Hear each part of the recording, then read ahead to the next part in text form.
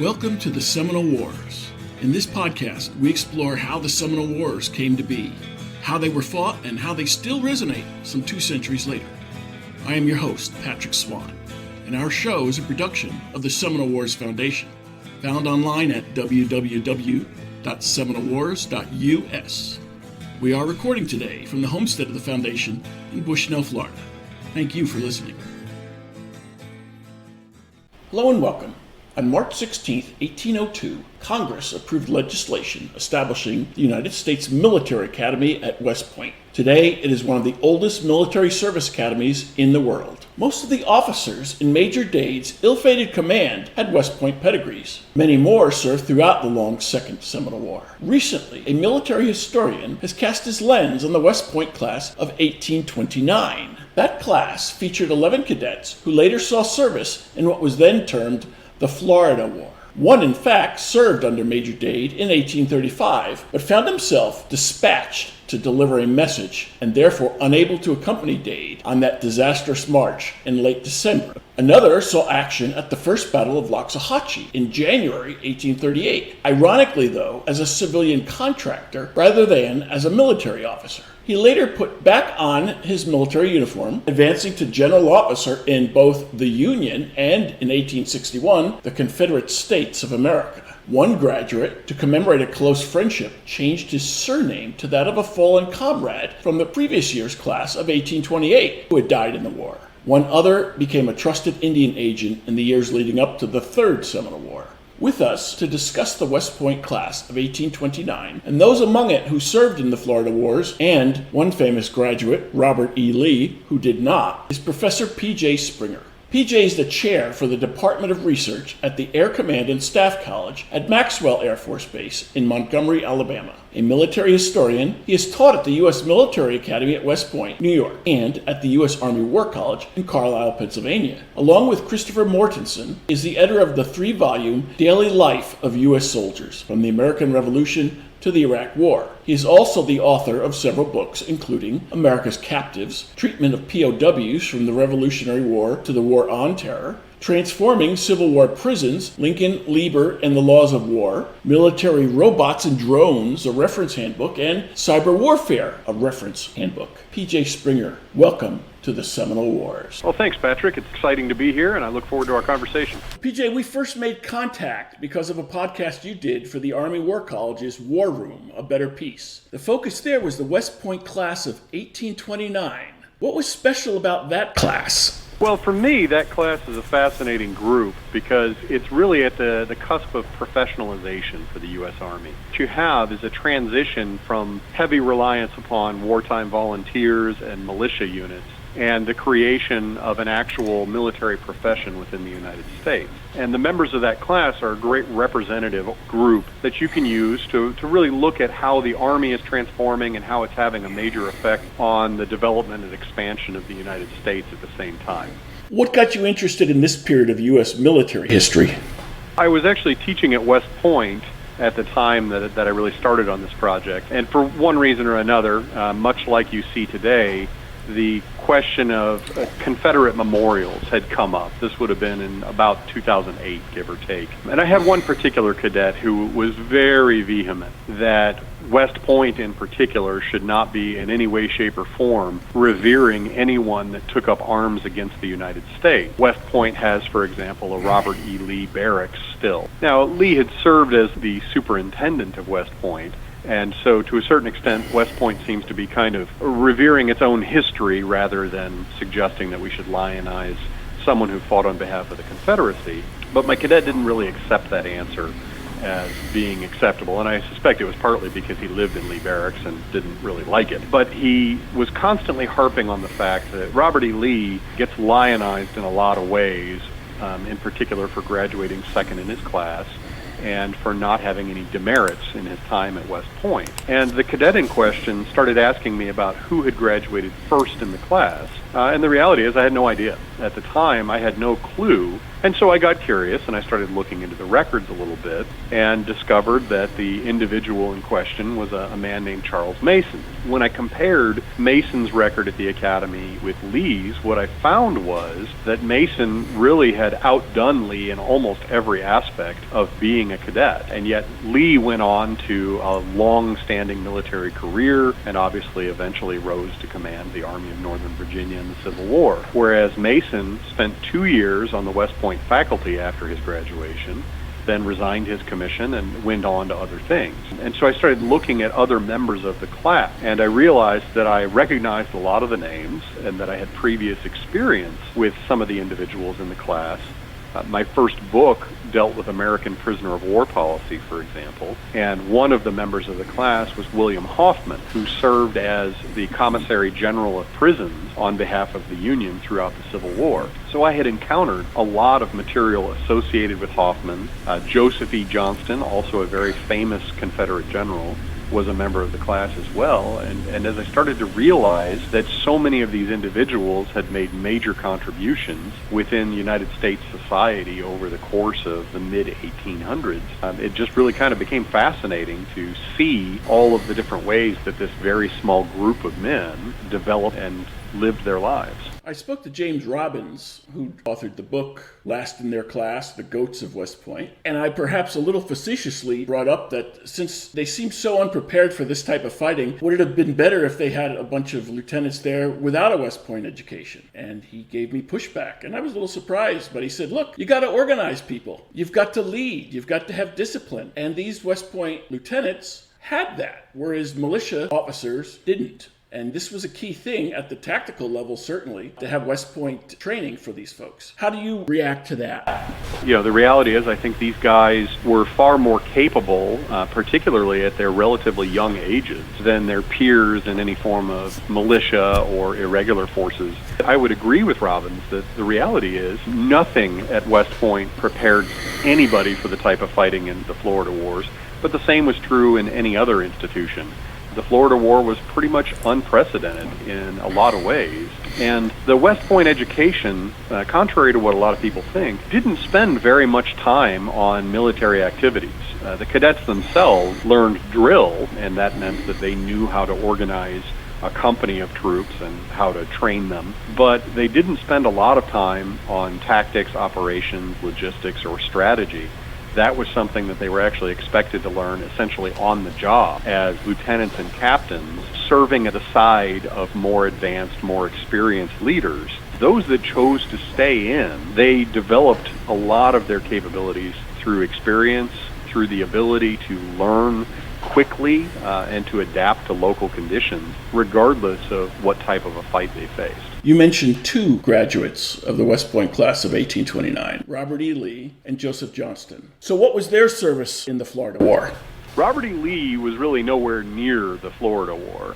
Joseph E. Johnston, on the other hand, was sent to Florida and resigned his commission. So he actually gets his first taste of the Second Seminole War as a civilian, serving as a topographical engineer. But he's out with a war party, essentially. He's at Jupiter Inlet when a fight breaks out, and all of the officers that are with the troops are wounded. And Johnson kind of effectively assumes command, despite not technically being in the Army any longer.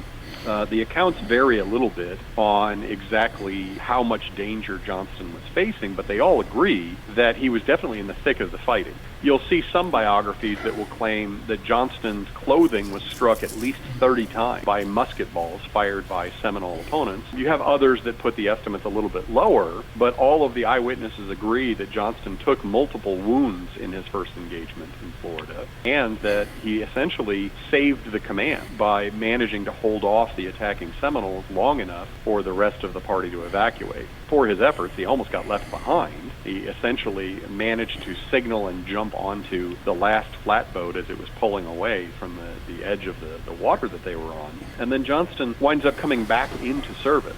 I don't know if it was his taste of conflict that suddenly made him want to be part of service again, or whether he thought he wasn't getting the types of opportunities as a civilian that he had hoped for. Over the course of most of his Army career, Johnston wavers on whether he wants to get out of service and potentially pursue a civilian occupation. but he does wind up staying in, and he's one of the first members of the class to actually reach general officer rank when he becomes the Army's quartermaster general at the rank of brigadier general. This was at the First Battle of Loxahatchee. That's correct. Which was joint operation because there were sailors involved. There were about 80 individuals there, and only 25 of them were Army. The rest of them were sailors, and like Johnston, there were a few civilians involved that were mainly there for topographical purposes. From what we can tell, they essentially just kind of blundered into a war party of Seminoles. By all accounts, Johnston was wearing a bright red sash around his waist that seemed to draw an awful lot of fire from the Seminoles. It was a pretty convenient and obvious target. By all accounts, Johnston's wounds to his forehead left visible scars that he carried for the rest of his life. Robert E. Lee didn't go to the Florida Wars when most of the Army found duty down in the Florida Wars. What you find is the branch of service that someone was in largely determined whether or not they were going to the Florida Wars. Within the class of 1829, there are 42 graduates. The vast majority of those at the top of the graduating class, like Robert E. Lee, they wind up branching anything other than infantry. And so in Lee's particular case, he and Charles Mason are the two individuals that are selected by the Corps of Engineers, which was considered kind of the premier assignment. But the engineers don't have a lot of activity down in the Florida Wars. The engineers tend to be more concerned with coastal fortifications. Florida, while it did have a series of fortifications along the coast, those fortifications were more designed for potential interior control and less designed for any effort to ward off some kind of an enemy invasion. The climate of Florida was so just absolutely terrible at that time period that nobody thought there was any real risk of a foreign power trying to launch an invasion of the United States starting in Florida, which meant you didn't get a lot of investment in heavy coastal defenses there, the same way that you did at the key harbors that were really propping up the American economy and in particular American trade. So Robert E. Lee, it's not like he's avoiding Florida, he's just not assigned there. He's just not sent there by the Army War Department headquarters because that's not where his services are going to be most useful. And what surprised me more than anything else was how many of the individuals that did serve in Florida, there are 11 out of the 42 members of the class that actually served during the Second Seminole War. Of those 11, almost all of them are actually branched artillery. The infantry, for the most part, is getting sent to frontier posts elsewhere, and the artillery is getting essentially tagged to send as many auxiliary officers down as possible to try to help oversee the Florida War. So you've got this really small army that is spread all across the western and northern frontiers of the United States. The infantry troops are taking up most of those posts. It's the artillery on the East Coast that winds up supplying an awful lot of the officers for the Florida War because they're considered essentially available. If you pull them back from the western or northern frontiers, the perception is that's going to invite attack from native groups or even potentially renewed conflict with the British. There's quite a bit of tension with the British going on at the same time period. Some West Point graduates get so little written about them, despite perhaps sterling military careers. To a certain extent, obviously, people choose the subjects that they're going to write about based on their own personal interests, but sometimes it's also based on availability of resources. There are some members of this West Point class that, for all intents and purposes, there's just nothing out there on them at all. Now, in a few cases, that's because they died very shortly after graduation. West Point class of 1829 gets kind of sprinkled throughout all of the different service areas and all of the different regiments in existence. But some regiments are more dangerous than others. For example, in 1832, a massive cholera outbreak hits the United States. That cholera outbreak kills 2 members of the class. Since that happened only 3 years after graduation, not surprisingly, there's just not that much about those individuals. The things that I've been able to unearth about them tend to be kind of the basic biographical details, their performance at West Point, their application materials associated with getting the appointment to West Point, but there's not that much data collected by the War Department for the behavior of second lieutenants out on the frontier. Occasional letter to the Adjutant General mentioning a couple of those individuals, but an awful lot of them essentially just kind of disappear. The same is going to be true for the individuals that resigned their commissions very quickly and then went on to, for lack of a better term, undistinguished personal lives.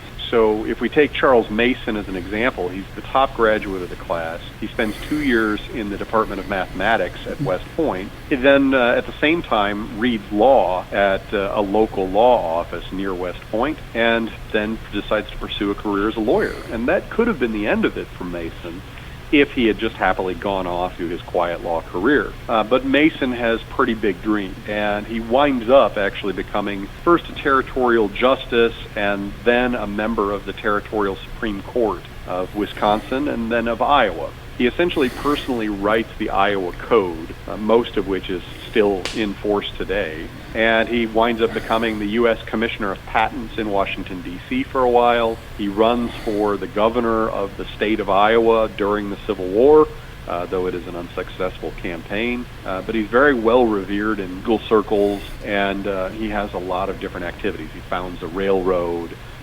He's a busy guy. But some of these individuals just quietly disappear into civilian life. I've got a different one that basically he moves back to Connecticut, becomes a farmer, and that's what he does for the rest of his life. Lives a long, happy life as far as I can tell, but doesn't leave a whole lot of records behind. When you signed up to go to West Point, these guys, they're actually writing and soliciting appointments directly from the Secretary of War, who at the time was John C. Calhoun. And so it's fascinating to see these 15-year-old boys writing letters to the Secretary of War asking for the possibility of an appointment to West Point. But when they go, they actually sign a document with their parents' permission if they're underage, essentially pledging 5 years of service. And that's 4 years at West Point, and then 1 more year, in theory, in uniform, after which they have no more obligation to the government. If you go to West Point today, the normal service expectation, or at least it was a few years ago when I was teaching there, is that you have 4 years of education and that you will then serve a minimum of 5 years in uniform. Right now, the Academy statistics are showing that about 50% of any given graduating class will not be in uniform 10 years after they graduate. About 1/3 of this West Point class of 1829 saw service in the Florida Wars. 11 out of 42 saw service in the Second Seminole War specifically. Tell our listeners about some of these folks. Probably the one that's most interesting and most associated with the Florida Wars, I would say, is John C. Casey. Casey was born in England. He went to West Point and managed to graduate 11th in the class, which was a very high standing. He winds up branching into the 2nd Artillery Regiment, and he sees a relatively normal career by this class's standard. By relatively normal, what I mean is Casey advances at about the normal rate. He spends his first 6 years of active duty as a 2nd lieutenant before finally making 1st lieutenant in 1835. It's going to be another 7 years before he becomes a captain, and captain is the rank that he holds when he dies in 1856. So 27 years of service, and the man winds up a captain. But Casey seems to be somewhat enamored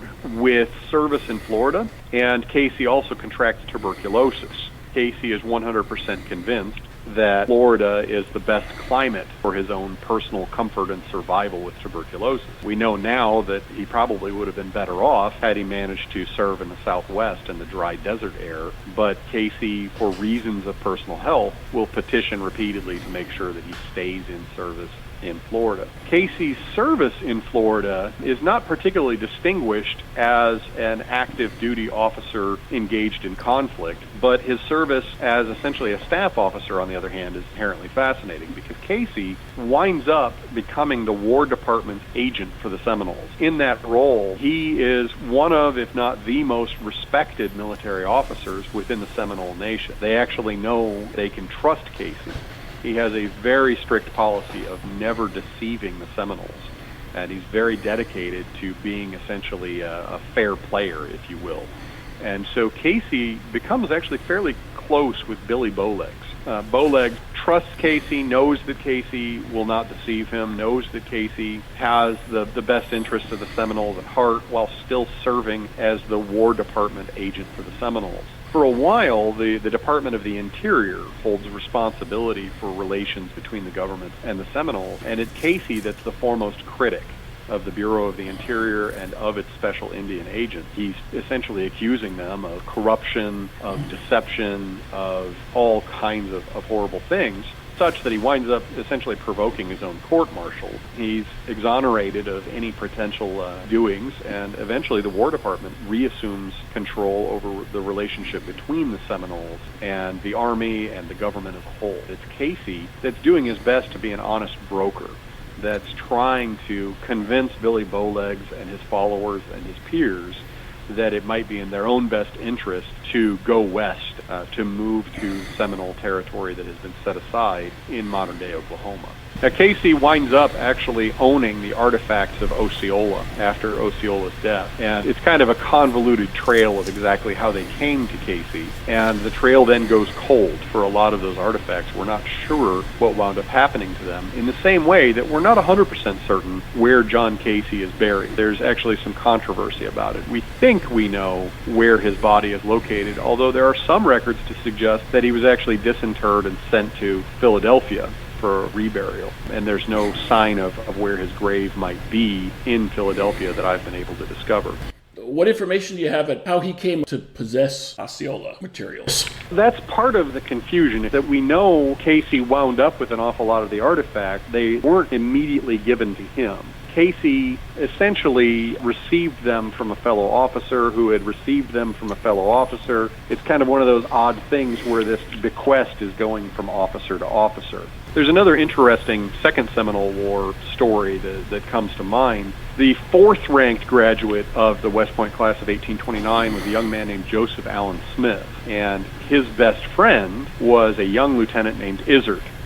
Izard, of course, becomes relatively famous more for his death than for his life. Once Izard died, Joseph Allen Smith actually changed his name to J. Allen Smith Izard, and that is the name that he lived under for the rest of his life. He served at Fort Izard from 1836 to 1837 before resigning his commission and becoming a plantation owner. It's kind of fascinating to see how close some of these individuals become to each other and how much they revere each other, and then the idea of changing your name to that of your friend who had been killed, which happened more often in the 19th century than people recognize. It's a fascinating tribute that someone would take that approach to really recognize and revere one of their best friends.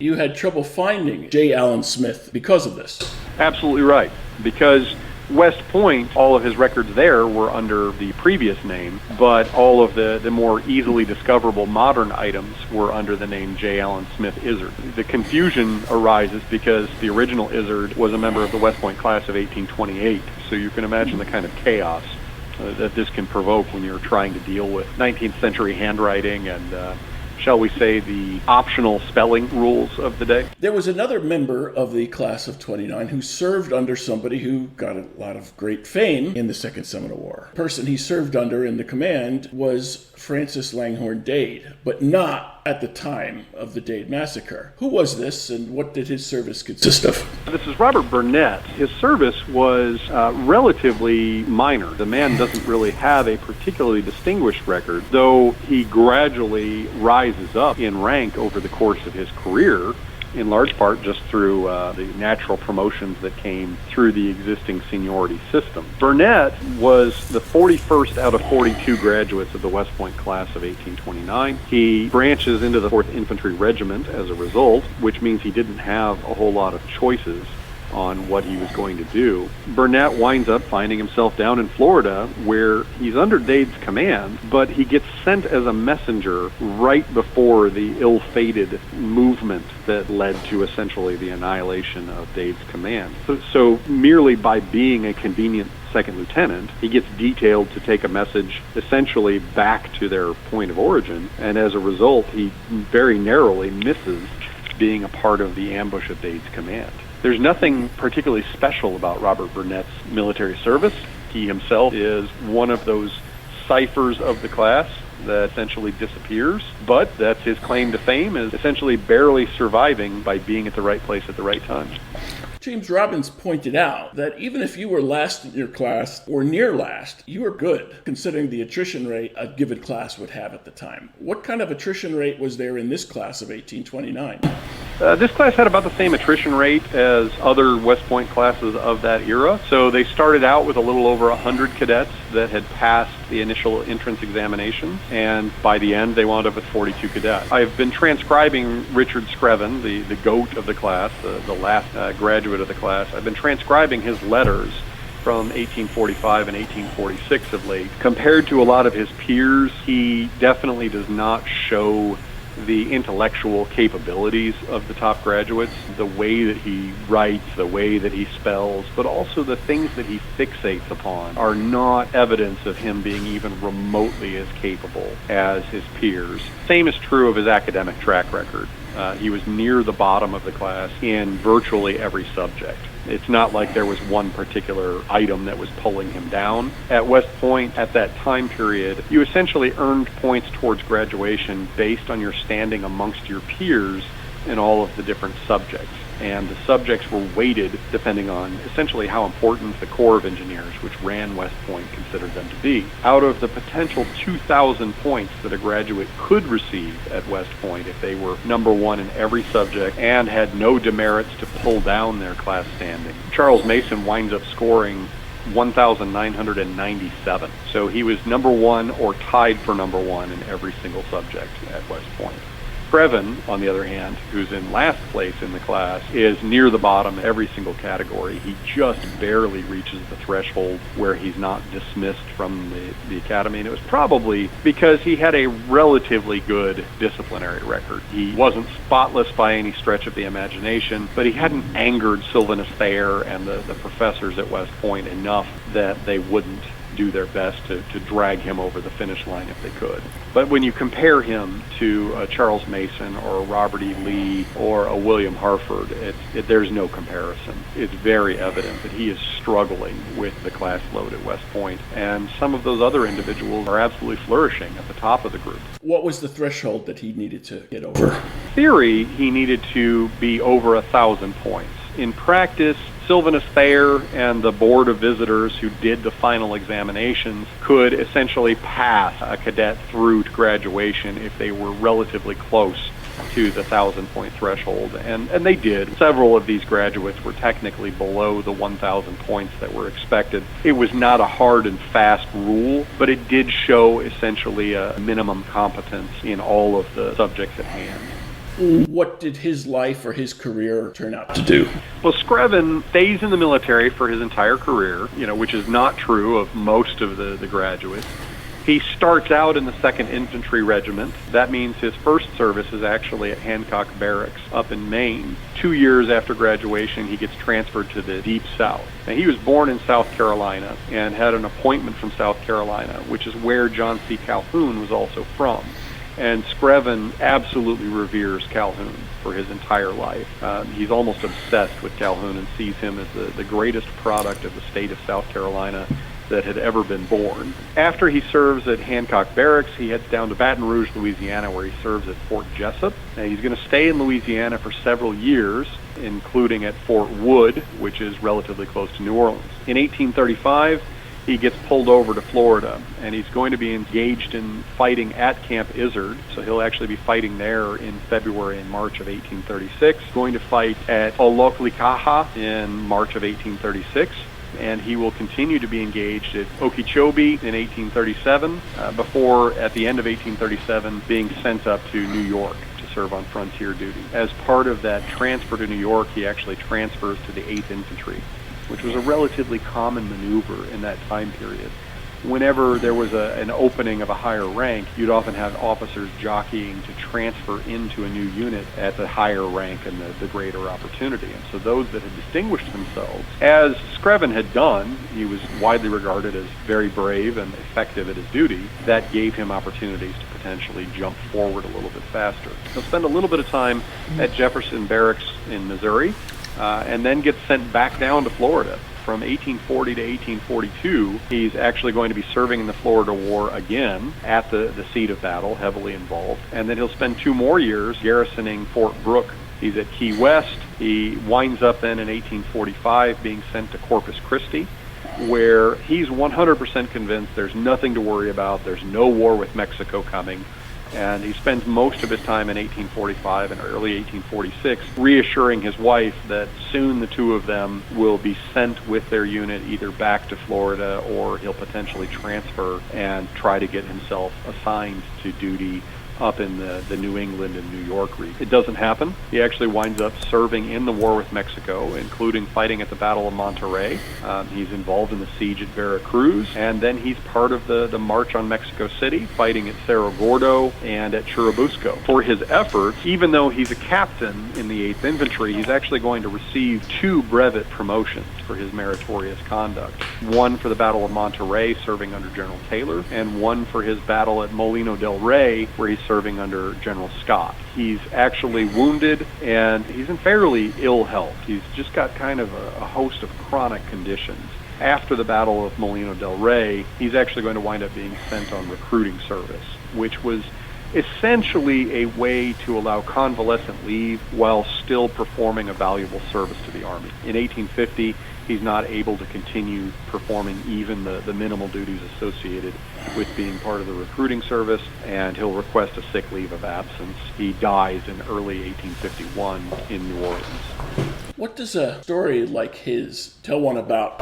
Screven is one of those fascinating cases where he's last in his class at West Point, which means he still has a better education than the vast majority of adults in the United States in that time period. He never seems to be able to develop any significant opportunity. Nobody wants to hire him into civilian life as an engineer. He doesn't have a lot of other useful skills, so the longer he stays in the military, the more he kind of has no other choice. The military's pay is not particularly good, which means Screven is spending a lot of his time looking for alternate ways to make money. He spends several months, for example, in garrison duty at Corpus Christi, organizing a raffle where he's going to essentially sell tickets to his fellow officers or soldiers or civilians or anybody that's interested, and then draw one of the tickets to determine who's going to be the winner of his personal rifle. This is a way for him to make more money than if he just sold it for a set price. He tries to get into a whole host of land speculation deals, none of which seem to work very well. He tries to convince a friend of his from New Orleans to open up a sutler business in the garrison and potentially make profits off of that. It never comes to fruition. And so as a result, he spends most of his active duty time away from his wife and family. His biggest pastime, his biggest diversion is writing extremely long, very tedious letters to his wife, begging her to reciprocate with equally long letters, and she never comes close to reaching his standards. He's been writing 4- and 5-page letters on a daily basis, which suggests that he's really bored to tears on his garrison duty. He's incredibly lonely, and it's a rough life for him. He describes his surroundings, living in a tent in Corpus Christi for the better part of a year. It's a very Spartan lifestyle for him. The weather is catastrophic most of the time. The troops are bored and exhausted from constant drill, and the only real pastime is kind of rumor mongering of what's going to happen next. And yet he had heroism when it came time for combat. When it came time for combat, he got to do what he had been taught to do at West Point, which was command a company. In Mexico, thanks to the loss of other company commanders for a brief period as a captain, he's commanding a regiment. That's normally a position that was held by a lieutenant colonel in that time period. But the reality is promotions are very slow and entirely dependent upon seniority. So even though he's doing all of these heroic things and he's getting these brevet promotions, his permanent rank after a full 22 years of active duty service is still captain. And that's very normal relative to the rest of his class. Yeah, the vast majority of this class does not reach high rank, and the ones that do, for the most part, reach it in the late 1850s or during the Civil War. So an awful lot of the members of this class are going to come back into service during the Mexican War on a limited basis and during the Civil War for certain, and they're essentially going to jump over a lot of their classmates that had been in service all along. And so you can imagine the frustration associated with you putting in decades of service, and then one of your classmates that's been off being a lawyer or an engineer or a teacher or a politician suddenly comes back and is your superior officer. And you can see that in some of the writings of these individuals. Some of them are incredibly frustrated, particularly when it's somebody that they performed much better than back at West Point. One of the funniest things I've come across, and that really kind of hooked me on this entire project was looking at Charles Mason's diaries. And remember, this is the guy that was first in the class. He's writing a diary every day during the Civil War, and one of the things that he talks about is the performance of a lot of his classmates. Sure enough, there's a diary entry in there where his handwriting's a little shaky. It kind of looks like he's had a couple of glasses of brandy or whatever his beverage of choice was. And he makes the assertion that Robert E. Lee is certainly apparently doing a great job as a general in the field, but he wonders if he had stayed in uniform, if he might not have bested Robert E. Lee in combat as he had bested him at West Point. It's a ludicrous assertion.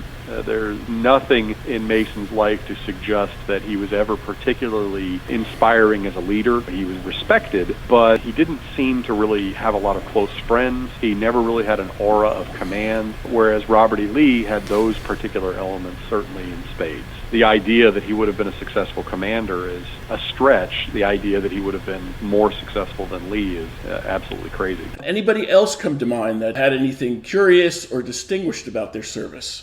I've already talked a little bit about Joseph Allen Smith Izzard, who was number 4 in the class. Number 8 in the class was John Mackey. John Mackey served in the Florida War, didn't have anything particularly exciting because he was just a lieutenant. He served from 37 to 39 in the war. What makes Mackey actually more interesting to us is that he was Robert E. Lee's lifelong best friend. So there's a lot of letters back and forth between the two of them. And Mackey himself becomes a member of the topographical engineers when that organization is founded. But he dies relatively young. He dies in 1848 at the age of 42 in Savannah, Georgia. He'd been on sick leave for several years prior to that, probably due to some chronic illnesses that he almost certainly acquired during his service in Florida. Medical technology being what it was in that time period, it's somewhat impossible to be absolutely certain of what he died of, but it looks like he probably died of tuberculosis contracted during his time in Florida. The next graduate then is John Casey, was the 11th graduate of the class, and talked about how he wound up serving as the Indian agent. Joseph E. Johnston graduated 13th in the class and wound up first branching in the artillery, but then becoming a topographical engineer for his service. One of the more interesting named members of the class was John S. Kennedy, believe it or not. He graduated 14th in the class and served in Florida from 1836 to 1837. But other than that, there's very little on John F. Kennedy. He's another one of those examples of a career that's a complete cipher. He spent a little bit of time as an instructor at West Point. He spent a little bit of time at the artillery school for practice. He spent some time as an artillerist at Charleston Harbor. He got sent to Florida on ordnance and commissary duty, meaning he was a staff officer whose primary job was to make sure that the logistics aspects of things were handled. But he gets sick in Florida, and he winds up essentially taking a short sick leave and dies in Charleston at the age of 30. And once again, it's almost certainly due to a disease contracted in Florida. In his particular case, most of the signs point to malaria. Sidney Burbank graduated 17th in the class. He serves kind of frontier duty all over the place. He seems to be almost a well-regarded trouble fixer. As a result, the 1st Infantry Regiment takes an interest in him early on and is going to hold on to him all the way until 1856. Which means he's getting the opportunities that he hoped for there. Now, he's going to wind up serving in the Old Northwest. He's going to be in Wisconsin. He's going to be at Fort Leavenworth. But he's also going to spend time in the Florida War. And the interesting thing about him is that he goes to Florida right after being the instructor of infantry tactics at West Point. And so he's kind of going in the wrong direction for our purposes. I mean, it'd be great if he went from Florida to West Point and imparted some of the things that he learned from his time in Florida. As for fighting in Florida, he's involved in a skirmish at Suwanee-town in 1841, but for the most part, he seems to be largely away from the heart of the fighting. William Hoffman graduated 18th in the class. Hoffman's more well known for his time in the West, in particular commanding Fort Laramie, where he's going to wind up getting involved in a whole series of skirmishes with the Sioux. He also has a very distinguished service record from his time in Mexico. But Hoffman does spend time in the Florida War. He's actually in Florida for the better part of 5 years, from 1837 to 1842. And yet there's almost nothing in the Army records to suggest that Hoffman was doing anything of any particular note. He is a captain in the 6th Infantry, which means he has his own company. But as far as I can tell, they're primarily on garrison duty, and they're kind of bouncing around throughout the Florida Peninsula to the different posts without getting committed to any significant combat. 20th graduate of the class is Franklin Hunt. He's a kind of an Army bureaucrat more than anything else. He joins the 4th Artillery coming out of West Point, and he stays with them for most of his career until he gets the opportunity in the mid-1850s to become a major. He gets promoted from captain to major in exchange for becoming a paymaster. And it becomes his job to literally travel from post to post, providing the money associated with paying troops. So in some ways, he's the most popular guy at the post whenever he shows up, because he's actually going to pay off often months at a time for the troops.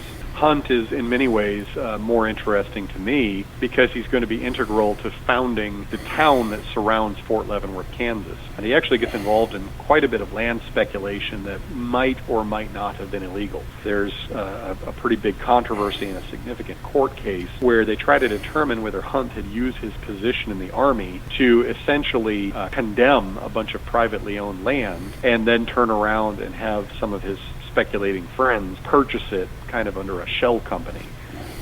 And he winds up surviving the resulting court-martial, but during the Civil War, unlike most of his classmates that used their position to gain higher commands and advancement, he's perfectly content to just stay right where he is in Kansas. That's exactly what he's going to do. He doesn't seek a promotion or any way, shape, or form.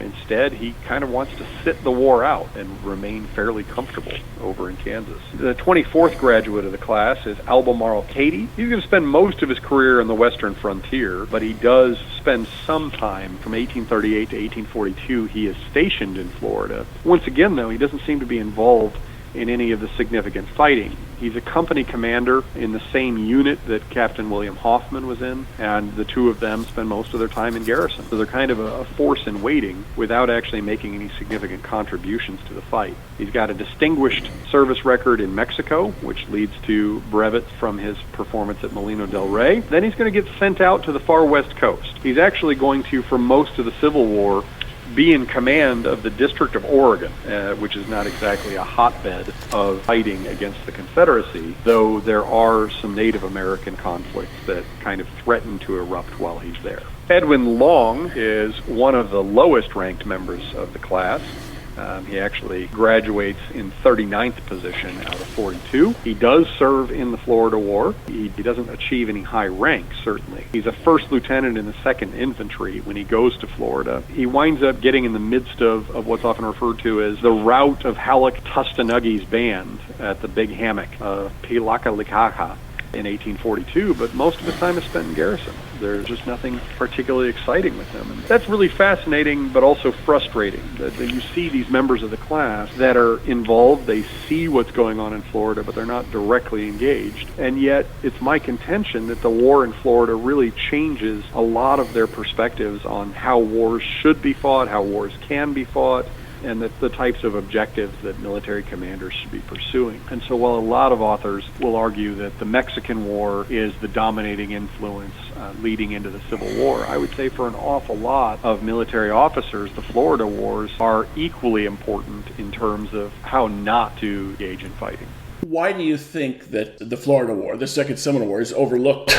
People like to triumph. They like to revel in victory. And the Seminole War is embarrassing in a lot of ways. It is a ruinously expensive, bloody, nasty fight, despite massive numerical and logistical advantages for the U.S. Army. But then it's also really embarrassing, I think, in the modern era in terms of what the Army was being expected to do. Effect on the Seminole Nation of essentially forcing them to leave the only territory they had ever lived in and move to a radically different position, point of a bayonet essentially, is not something that we should necessarily be proud of. In the same way that we're not proud of the experiences of the other so-called civilized tribes forcibly removed from the southeast and moved to the Indian Territory in what is now Oklahoma.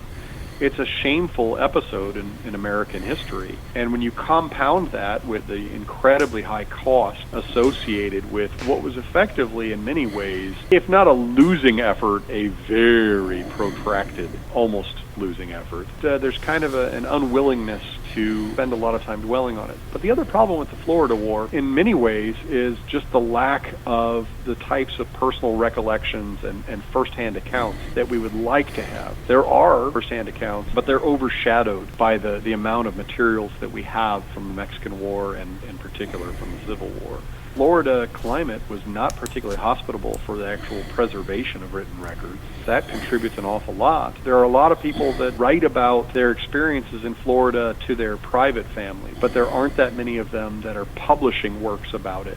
These personal works that detail my life in the Florida Wars in the same way that we get a whole host of publications from Mexico and then especially from the Civil War. They're largely being overshadowed. Florida itself doesn't develop as a state really in many ways until the 20th century. To a certain extent, there's a lack of people that are directly involved and engaged in preserving the history at the time that it's being created. But I can't give you a full answer for why this war gets marginalized, other than to say that there's an awful lot of things going on simultaneously. Times the things that get preserved are the things that were dominating coverage of newspapers in the time period, for example.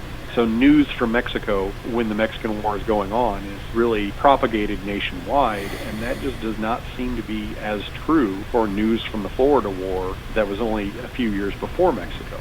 And maybe that's because the news wasn't good and the newspapers didn't want to publish it as a result. Or maybe it was just that the American public as a whole was less interested in the fighting going on in Florida and more interested in the fighting going on with Mexico. Florida had already come under official American possession, but to a certain extent, I think that there's a certain degree of embarrassment. The cost of the Second Seminole War was about 4 times that of the purchase price of Florida in the first place.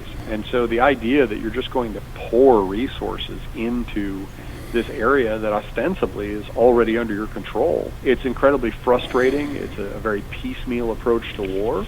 There's certainly a significant effect within the Army in terms of the careers that never were. While my class didn't have a lot of people that definitely resigned because of potential assignment to Florida, the Army as a whole saw about 1/3 of its officers resign in the period of 1835 through 1837. And those resignations were overwhelmingly at the junior ranks. So lieutenants and captains are resigning like crazy because they still have opportunities to go do other things, and they're the ones that are probably most in harm's way in terms of officership. Enlisted personnel didn't have the opportunity to resign, but they did desert, and they deserted in very high numbers.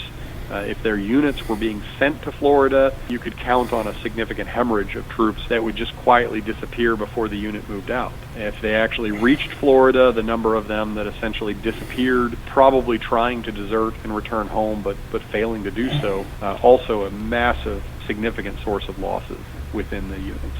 Beside the risk to one's life from battle, most folks died from some type of climate-related affliction. It's a very difficult climate in the mid-1800s. Even with malaria, yellow fever, other chronic diseases that sweep through the area on a regular basis, tuberculosis is fairly prevalent there. It's also logistically so far from the rest of the United States in a lot of ways that it's very difficult to treat any of these conditions as they emerge, as they arise. They never have enough medical personnel. They never have enough medical supplies. They don't have a particularly good understanding of the environment itself. I won't say it's a death sentence to be sent to Florida. It certainly wasn't. But an awful lot of the individuals in that time period saw it as akin to a death sentence. It had an outsized part of their imagination, and it really terrified a lot of people. The idea of going to fight this enemy that hid in the swamps and attacked without warning, and then couple that with the massive casualties from chronic illnesses, and Florida service really terrified people. I thought you would preface your answer by saying, John C. Casey notwithstanding. Casey, he certainly seemed to find Florida, not just for the climate, but he just seemed to really like Florida, and so he wasn't fazed by it. Maybe it's because he was English. Having been born in England, even the climate of Florida might have seemed like an upgrade. For his own reasons, he seemed to be happiest there. His letters to his family members show that he was very much comfortable there and understood his place in the world there. But for an awful lot of the other members of the class, Florida was not the place they wanted to be. What did you get from looking at these letters or diaries? Just dependent on the individual. Writing a biography is its own special challenge because you're trying to learn what made an individual act the way they acted, how they thought about their world, and how they behaved within that world. And what I'm doing is writing a collective biography of 42 people and trying to weave them together and show how they as a group really characterized the changes in the Army and the changes in the society. As a result, I have been all over the country collecting diaries and letters and journals, wide variety of materials that these individuals left behind that have managed to survive until today. But sometimes it's just snippets of their life. I have a diary from William Warfield, for example. William Warfield was at the top of the class. He wasn't number one, but he did very, very well at West Point. And yet Warfield winds up serving in the northwestern frontier, and he keeps a diary that only encompasses about a year of his service in 1832 and 1833. 300 handwritten pages where he talks about the different things that he sees, and in particular, he is part of negotiating a treaty with a group of Native American tribes at Prairie du Chien in Wisconsin. And so it's a first-hand account of the interaction of Army officers and emissaries from the government with these individuals, but then he largely disappears. And there's not much more to talk about when it comes to it. You've got other materials where an individual is kind of gone until he pops up in the official records of the War of the Rebellion. Or I have Albert Blanchard's Mexican War Diary. There's not that much more that Blanchard left behind, but for whatever reason, he decided to keep a diary of his time serving in Mexico. John C. Casey, the letters that I have of his, the vast majority of them are from the last 5 years of his life, because everything else that he had written and created seems to have disappeared. So sometimes you get lucky, and the recipients of these people's letters hold on to them, which was normal in the 19th century, and then they get passed down through the family until somebody decides to donate the papers to a university or a state archive or a historical society, but others of them then just quietly disappear. One of the interesting cases is a guy named John P. Davis. John Davis starts out with a fairly solid career. There's nothing particularly exciting about it, but he's doing fine. He graduated 37th out of 42 in the class, but he's on frontier duty, and he's interacting with his classmates at Fort Gibson in Oklahoma, and he's at Fort Jessup in Louisiana, and he's serving pretty well as a quartermaster, so he's a staff officer. Then he gets involved in essentially kind of maybe theft of military materials, or maybe just did a bad job of keeping track of it, and he gets kicked out of the Army. And when he gets kicked out of the Army, he's in Oklahoma when it happens, at the end of a court-martial, and he basically disappears into the Cherokee Nation. And we don't really know what he was doing in the Cherokee Nation. Cherokee Nation does not seem to have any record of his involvement with them, but we know that he lived in the Cherokee Nation for another 8 years. But what he was doing, nobody knows. We can speculate that maybe he got married, or maybe he was in some other way connected to the Cherokee, but we just don't know. And unfortunately, there's just no records that I can find. I would love it if one of your podcast viewers said, hey, I have those in my basement, but it just doesn't work that way. And Mackey, anything you learned about the Florida Wars from Mackey and writing to his good friend Robert E. Lee? Mackey is kind of describing the conditions of the Florida Wars, even though he's there, but he's not as heavily involved as some. He's in Florida serving with the 2nd Artillery. He doesn't see any direct combat in his time, at least not from any of the letters that I've been able to gather, primarily from the Georgia Historical Society. So what he's describing instead is, hey, this isn't exactly what we expected from our time at West Point, where everybody marches in straight line and everybody follows linear tactics. He says, the reality of service here is markedly different. And he's getting letters back from Robert E. Lee that are describing Lee's service, which is as an engineer. So he's often with garrisons. And so what Mackey's writing about the Seminole Wars is this just constant drain of military resources due to the environment and the inability to bring the enemy to grips, to get them to agree to a pitched battle, and the difficulty of sending war parties out to try to track them through the trackless swamps. And so he's kind of expressing his frustration to his friend Robert E. Lee. Lee doesn't have anything in his experience or his background where he can offer anything other than kind of moral support. He can say, hey, I really hope you're doing well, and please keep yourself safe, and look out for yourself. But he certainly can't say, well, here's how you should do it. This is what you ought to do, because Lee has no idea. Lee is no more experienced in the military than Mackey is. And because Lee does not have the direct experience associated with service in Florida, he just doesn't have any frame of reference that he could even provide. Things like Mackey talking about the mundane, and yeah, we're not getting into combat because this is what's happening, that adds color and it adds perspective that we're lacking perhaps in the official reports. There's a lot of fascinating material there as you dig through these letters, the things that they consider important to their day-to-day life when they're trying to explain what they're doing. That's often the most fascinating material, not the tactical history, which is often much more documented. These current letters by Screven that I'm reading, they paint a very bleak picture of what it's like to be a member of the infantry at Corpus Christi, Texas in the fall of 1845. It is a bleak life indeed because he's a captain, which means relative to most of the forces there, he's probably living pretty good. He's talking about his fear of frostbite at one point, the fact that they've just been ordered to issue blankets to the troops, but they don't actually have any blankets to issue. He's begging his wife to send him flannel shirts so that he might survive the weather. And again, he's relatively well off compared to most of the troops there. It is a fascinating picture of day-to-day life for these individuals. Thing is, like Screven actually speaks fondly of Tampa. He and his wife both seem to actually enjoy the climate there most of the time. They spent some time at Key West, and they definitely enjoyed that. And it's the life just appeals to some people and doesn't to others, certainly. One of Casey's letters actually talks about how the citrus trees are so prevalent. There are literally piles of oranges and limes and lemons just on the ground, and the troops, for fun, have essentially fruit fight. They just throw rotten fruit at each other for diversion. To him, that's fun and amusing and comforting and normal, whereas to others would have been horrifying. So sometimes I think it probably depends on where they're coming from. Some of the members of the West Point class that I'm studying are certainly children of privilege. Any kind of frontier duty does not agree with them. And some of them come from incredible hardship. There's a number of them that are actually orphans, essentially concerned citizens of their local town, banded together to try to get them an appointment to West Point in the hopes of giving them some form of potential career. So I suspect the more rough your upbringing, the more willing you are to put up with some of the difficulties of frontier service, the more likely you are to actually embrace it or even see it as a step up from what you remember. P.J. Springer, we're out of time. Thank you so much for joining us for the Seminole Wars. Thanks for the opportunity.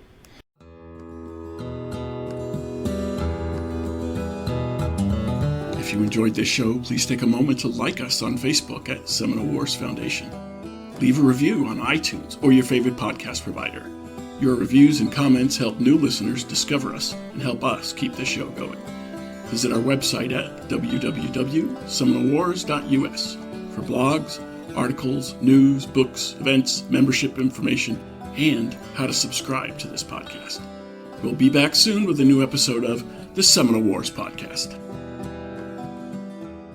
The Seminole Wars Foundation is a 501c3 nonprofit organization dedicated to preservation, education, and publication of Seminole Wars history throughout the state of Florida. This podcast is copyrighted the Seminole Wars Foundation 2021. All rights reserved. Front bumper music, The Devil's Garden, Roast 'em, provided by kind permission of Reedy Arnman. Back bumper music, Second Seminole Win, by Jed Merrim and Ricky Pittman, courtesy of Ricky Pittman. All rights reserved.